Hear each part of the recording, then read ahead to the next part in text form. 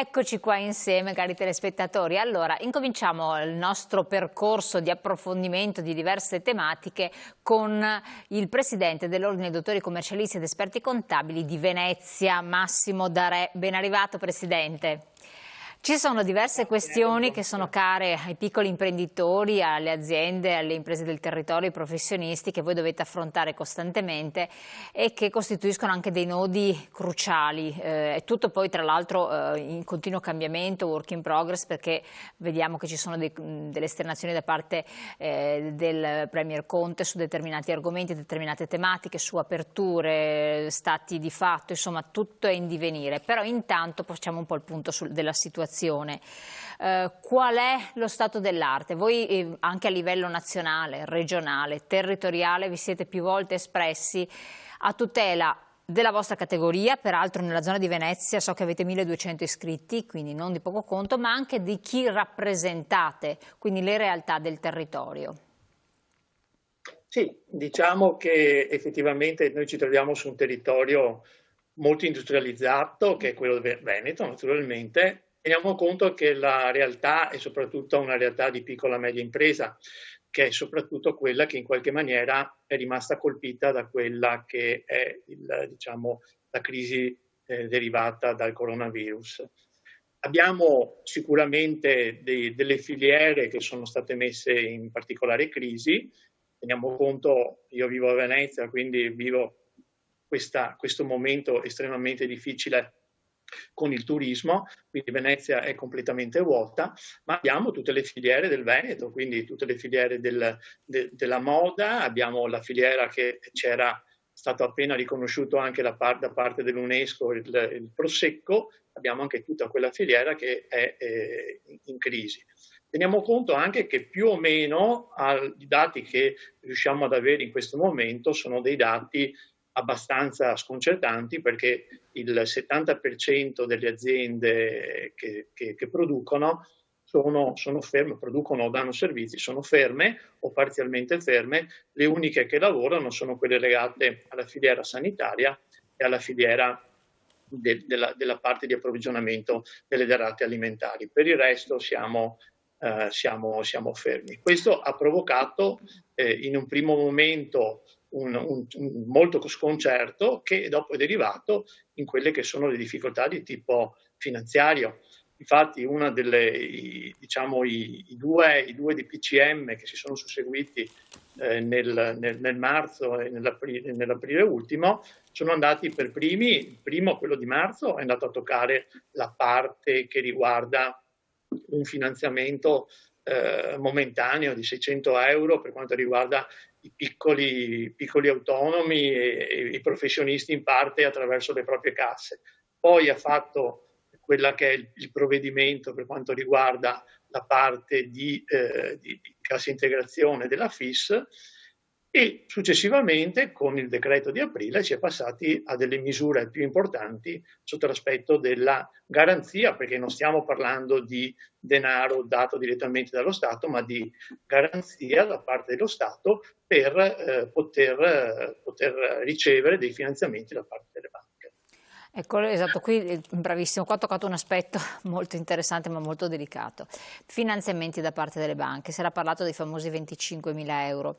Noi abbiamo avuto anche diverse segnalazioni, ma ce ne parla meglio lei, che non è una passeggiata richiedere questi soldi alle banche, fosse altro per la documentazione copiosa che viene richiesta all'impresa. In parte, per carità, gli imprenditori se l'aspettavano, però la procedura è burocratica e tanto per cambiare non sono cosa di poco conto. C'è anche una richiesta di un previsionale di fatturato per l'anno 2020, cosa che lascia sconcertati molti imprenditori, perché a gennaio ci sarebbe stata una previsione, adesso un'altra, poi magari a novembre si spera un'altra ancora ma più rosea, però risulta molto difficile.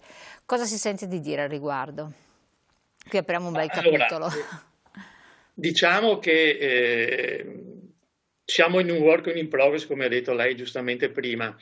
È evidente che è stato fatto il DPCM e non c'era ancora praticamente niente.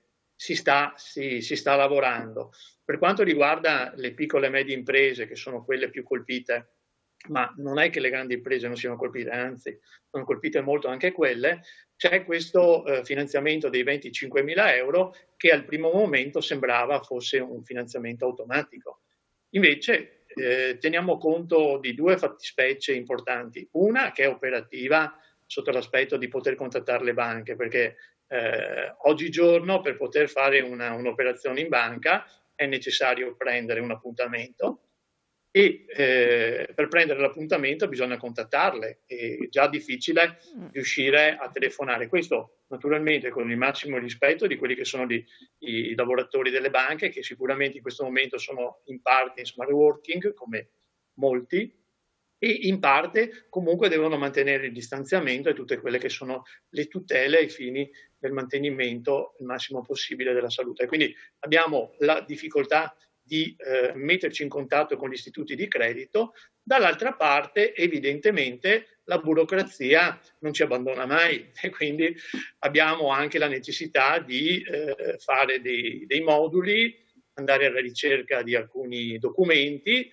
Ecco, per quanto riguarda il previsionale, secondo me non è un documento che è necessario, almeno per quanto riguarda il finanziamento dei 25.000 euro. Però è stato richiesto, però è stato richiesto. Ci sono Sì, banche diciamo che dobbiamo anche trovare, soprattutto in questo periodo in cui bisogna cercare di essere molto efficaci ed efficienti, bisogna cercare anche attraverso il proprio consulente di parlare con i funzionari di banca e fargli capire che non c'è assolutamente nessuna direttiva, nemmeno mi risulta, nemmeno da parte dell'Associazione Bancaria Italiana, per quanto riguarda questo tipo di dinamica.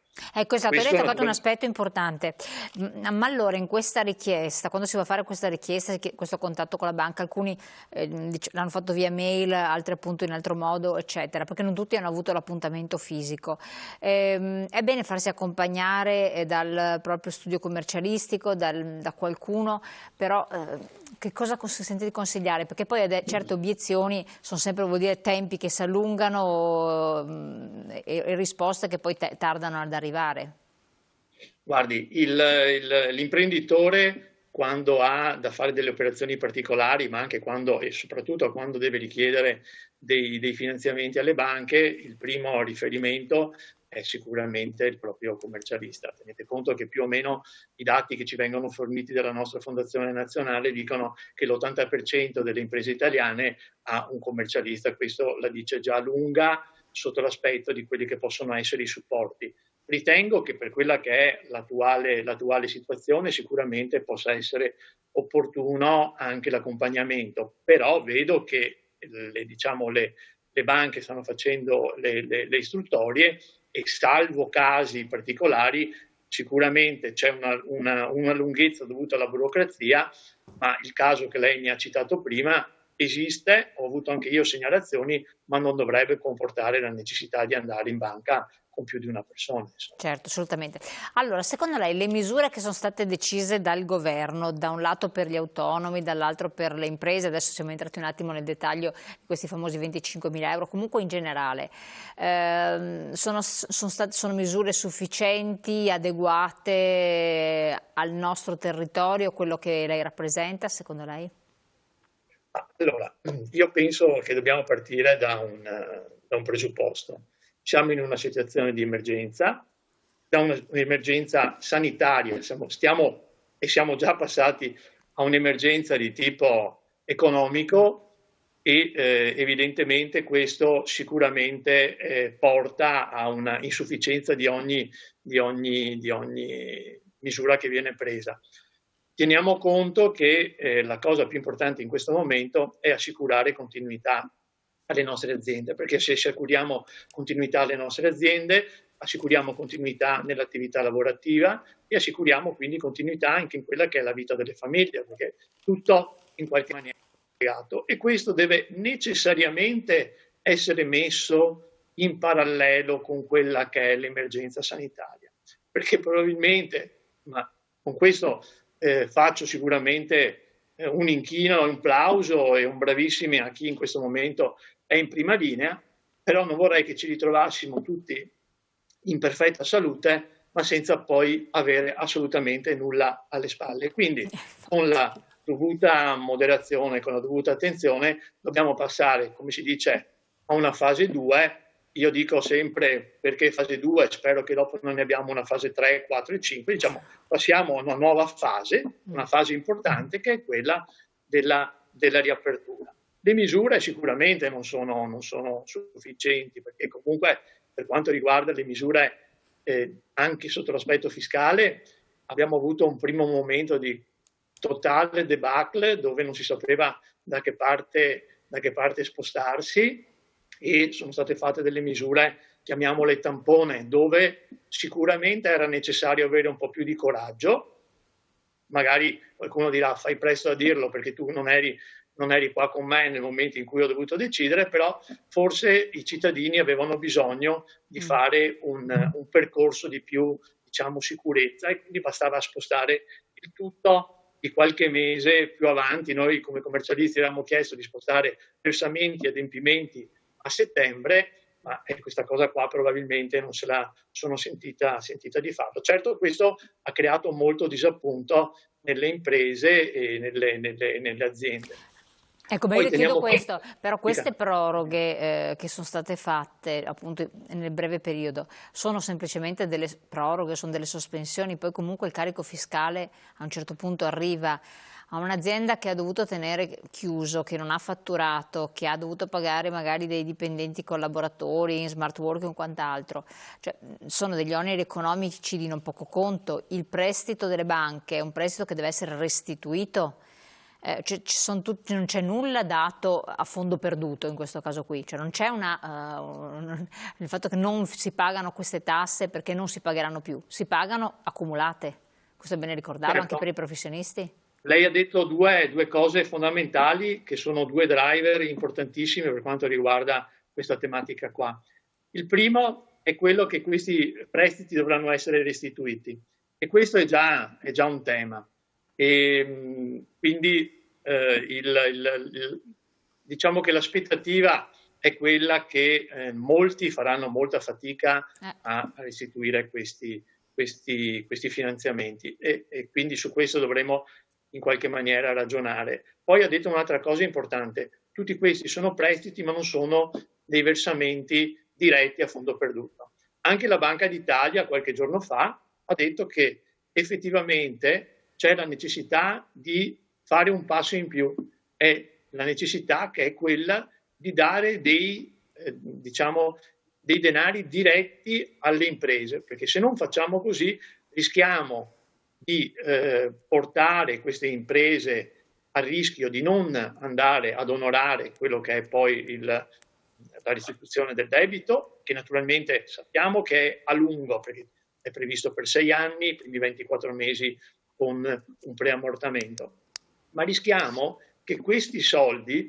vengano utilizzati per pagare le imposte. Perché? Perché lo spostamento che era stato fatto a marzo era per il 31 di maggio, lo spostamento di aprile e maggio è per il 30 di giugno, pensando anche comunque a fare a 6 rate. Teniamo conto che giugno è la data clou per quanto riguarda la parte del versamento delle imposte delle persone fisiche, delle famiglie, ma anche delle imprese, e quindi vediamo che avremo sicuramente una tematica finanziaria molto importante.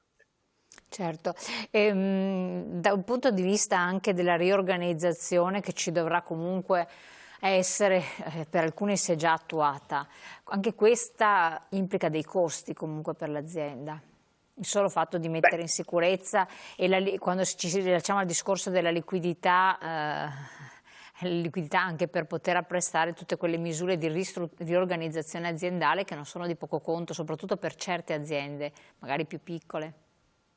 Sicuramente il tema di quelle che saranno i costi per quanto riguarda la riapertura è un dato di fatto. Io spero e mi auguro che il prossimo decreto, che dicono tutti che è un decreto di aprile, lo chiamano decreto di aprile, che dovrebbe vedere luce nella prossima settimana, abbia anche la capacità di prevedere questo tipo di dinamica, nel senso che se il nostro futuro sarà quello comunque di fare delle sanificazioni periodiche, sarà comunque di utilizzare mascherine e guanti in nitrile, visto che dobbiamo evitare tutte quelle che sono problematiche particolari che le persone possono avere di allergia. Se dobbiamo comunque mantenere il distanziamento sociale e tutto il resto, direi che dobbiamo avere anche dei supporti sotto l'aspetto di, magari potrebbe essere sicuramente, come è stato già previsto, per le sanificazioni, un credito d'imposta per quelle che sono le spese che andremo a sostenere. Quindi apertura sì, ma con sicurezza e anche che sia compatibile con quelli che sono i costi diretti e finanziari che l'impresa deve sostenere. E per gli studi professionali invece cosa potrebbe andare a cambiare?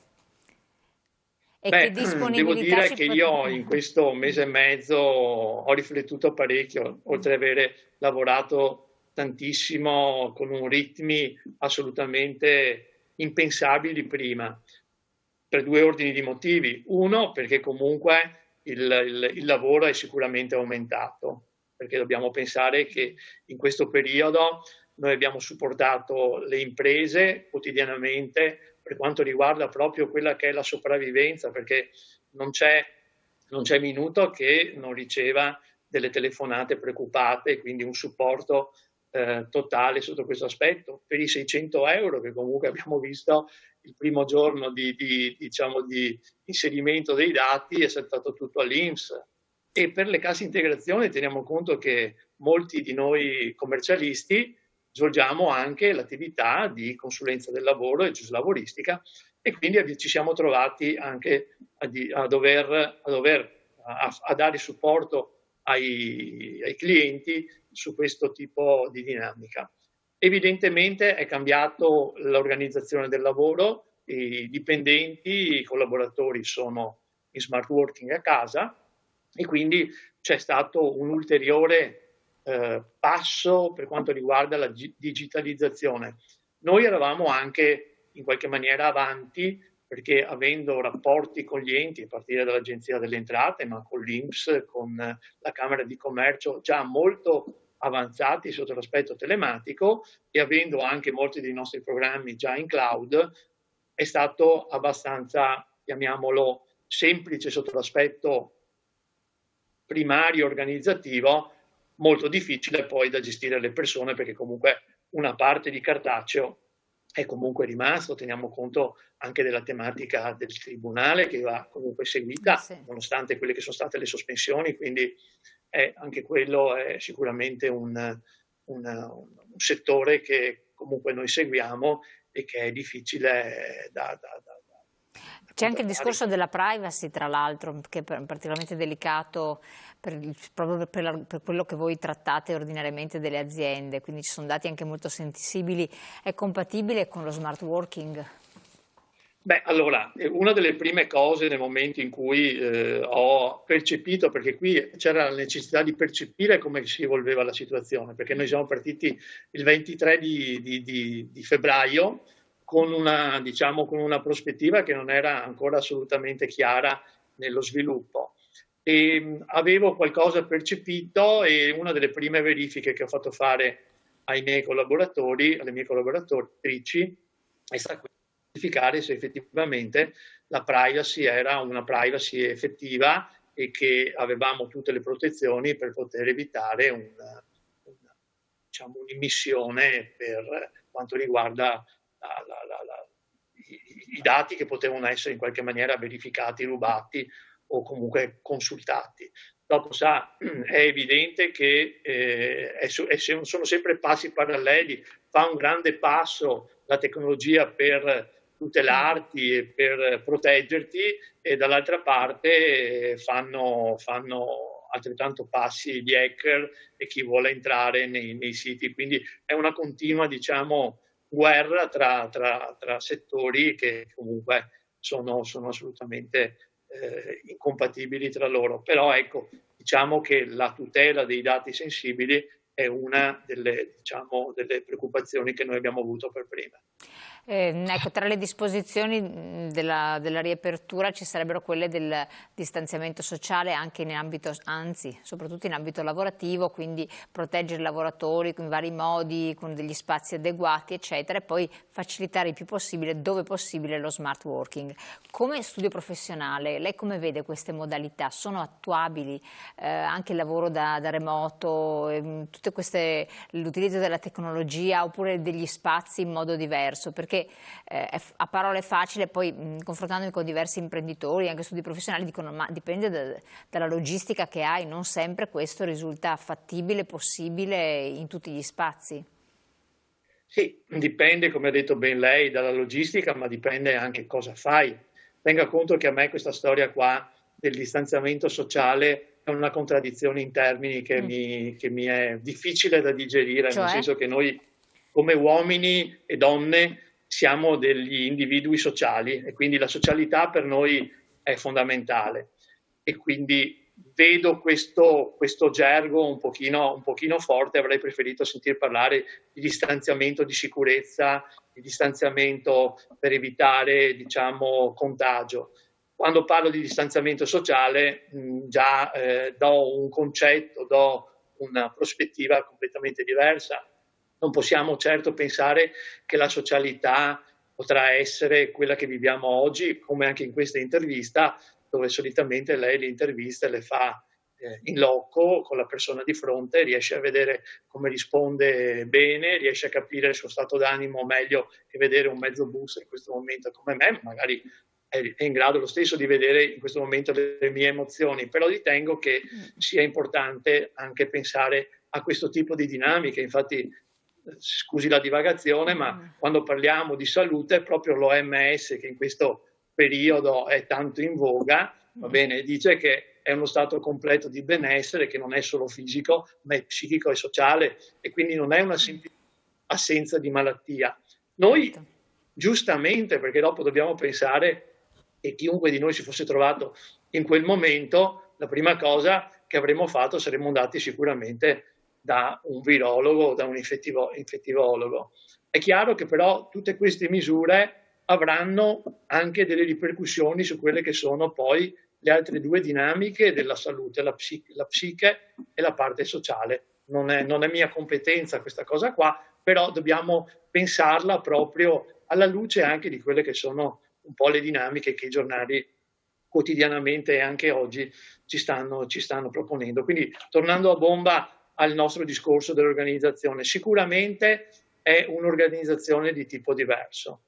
Indubbiamente dobbiamo anche ripensare a quella che era l'organizzazione del lavoro precedente, perché quando evidentemente si parlava di smart working, un po' tutti facevamo un sorriso, dicevamo sì, arriverà, la vedremo, eccetera. In questo momento qua siamo stati costretti e quindi quando si è costretti si fanno anche le cose, diciamo, che prima non si facevano, e abbiamo visto che comunque può funzionare. Abbiamo la possibilità di far funzionare con un'organizzazione adeguata anche le persone a casa. Questo significa anche che potremo dare maggiori anche possibilità di vita migliore, di vita adeguata, di vita compatibile anche ai nostri dipendenti e collaboratori, quindi un forte ripensamento. E questo lo dico per quanto riguarda quello che è l'ambito nel quale noi ci muoviamo come dipendenti, come organizzazione del lavoro, ma anche noi come professionisti, penso che anche come imprenditori, naturalmente mantenendo quello che è il rapporto sociale, perché comunque che è fondamentale, infatti. Delle trattative, ci sono dei momenti in cui non puoi delegare assolutamente alla parte remota la vita. È evidente che anche noi dovremmo ripensare che certi rapporti, che sono magari la necessità di parlarci immediatamente, non vale a quel punto la pena correre da una parte all'altra del Veneto o dell'Italia, può anche essere utile magari passare un'oretta ogni tanto in videoconferenza e risolvere lo stesso i problemi che avresti risolto. Non le nascondo, cosa vuol dire questo sotto l'impatto anche ambientale, perché vuol dire Sì, meno sì, auto in certo. giro, meno persone che girano sotto questo aspetto qua, e magari trovando anche più tempo per fare qualcosa anche di diverso per migliorare anche quello che è il nostro benessere.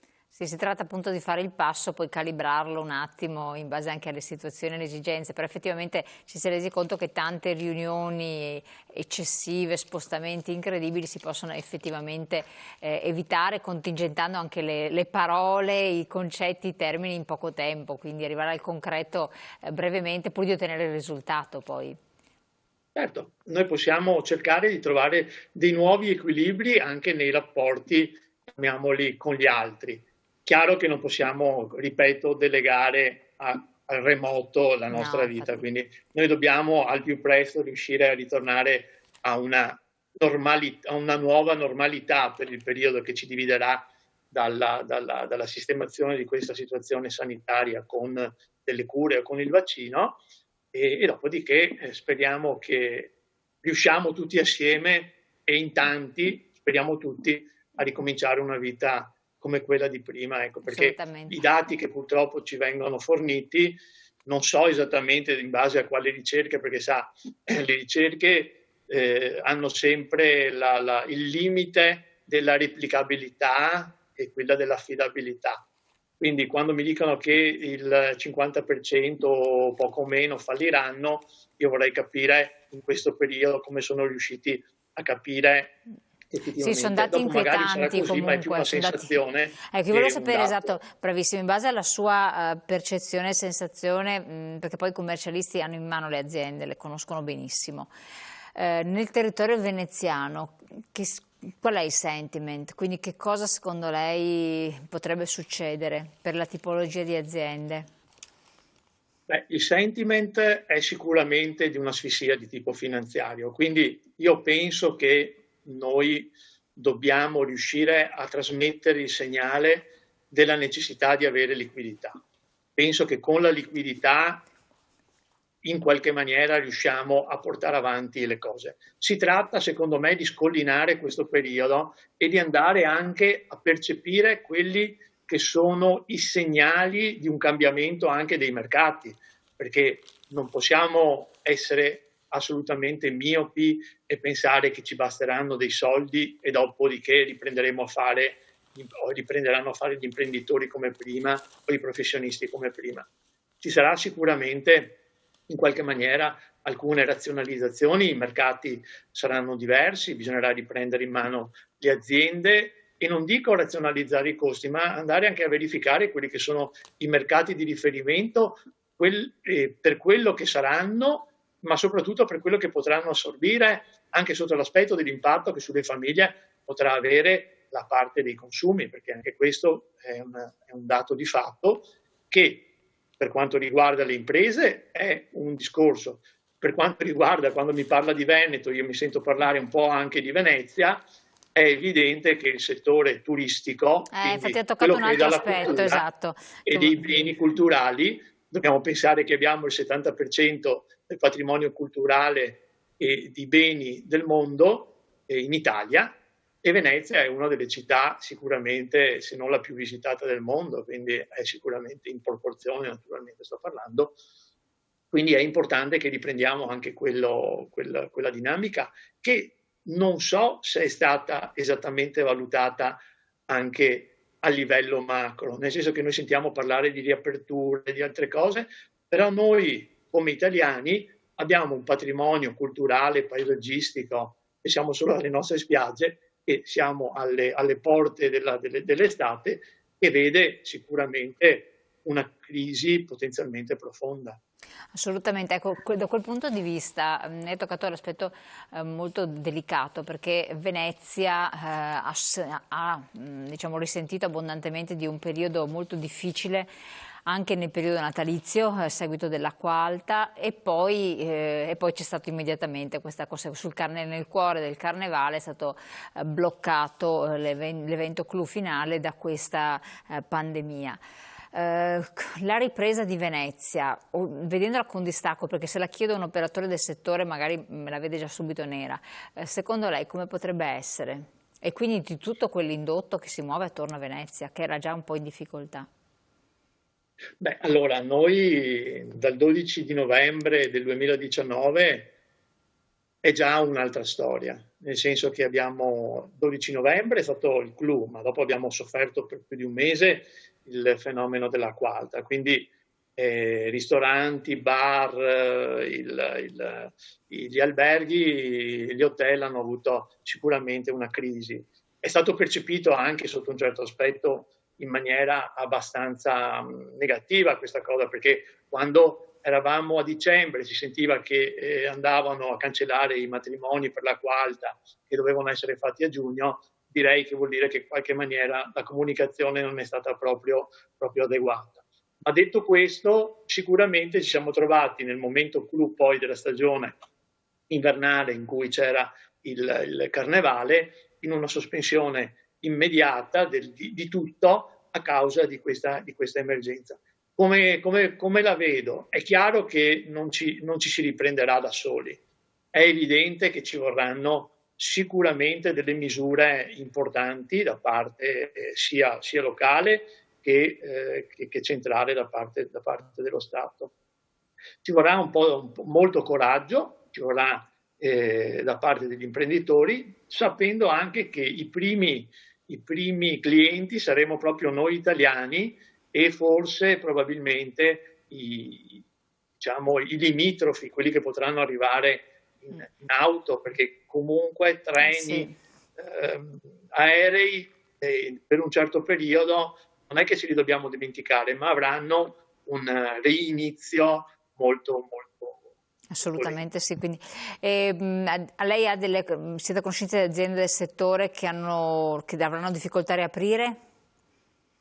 Ma allora, allo Stato diciamo che non sapendo anche quando si potrà riaprire, perché qui noi stiamo parlando del 4 di maggio, Che non sarà il però liberi tutti, vabbè.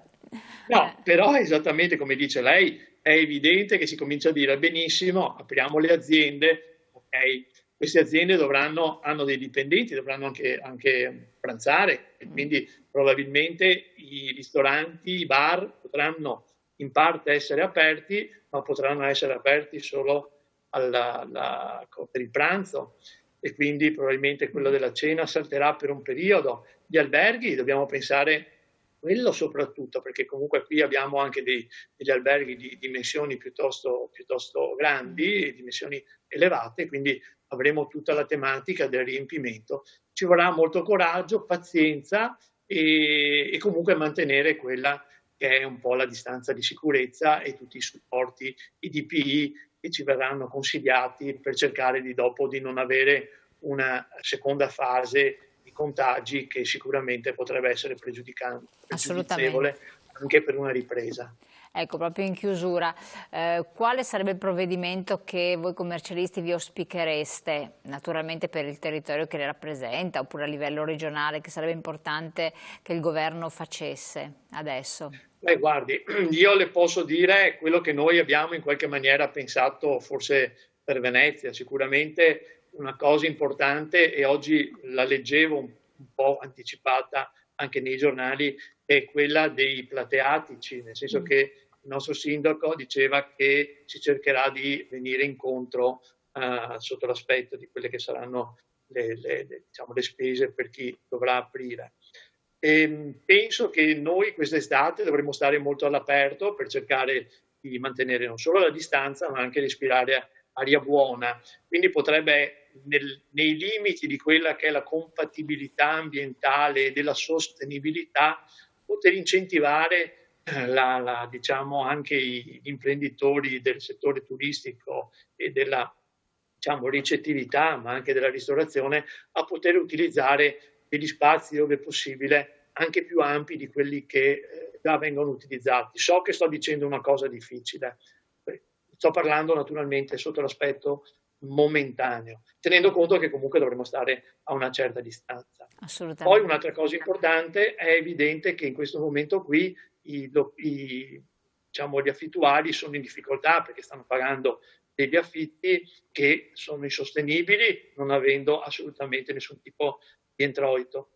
Anche qui bisognerebbe che lo Stato venisse incontro sia da un lato al locatore, sia dall'altro a quello che è il conduttore, con magari una cedolare secca per poter così diminuire quelli che sono gli oneri, ovvero con un credito d'imposta. Quindi queste sono misure che sarebbero concrete e che permetterebbero anche gli accordi tra il locatore e il conduttore. Non le nascondo che abbiamo anche in qualche maniera pensato di poter proporre anche un pacchetto vacanze da poter utilizzare e da comprare immediatamente, ma poter utilizzare alla fine dell'emergenza Covid. Lei pensi che se oggi qualcuno potesse in qualche maniera avere un range di utilizzo di 1 o 2 anni, di poterlo comunque comprare magari con uno scontrino parlante, con una fattura, e poterselo portare magari con un credito d'imposta nella propria dichiarazione dei redditi. Penso che questo potrebbe essere sicuramente non solo un meccanismo utilizzabile su Venezia, ma un meccanismo utilizzabile per tutta Italia e per poter dare un po' di ossigeno e soprattutto, ripeto, l'aspetto importante è che noi diamo delle aspettative positive, non delle aspettative positive solo sulla parola, ma dobbiamo dare dei dati concreti e delle prospettive concrete. Soprattutto, questo è fondamentale. Grazie, guardi Presidente, siamo arrivati al termine di questo approfondimento, io la ringrazio, buon lavoro, ci magari riaggiorneremo per vedere un po' come è cambiata la situazione, nel frattempo io la ringrazio, la lascio, buona serata, buonanotte a lei, perché ogni tanto noi continuiamo, abbiamo la pubblicità, dopo la pubblicità torniamo insieme con un altro approfondimento, quindi a tra poco.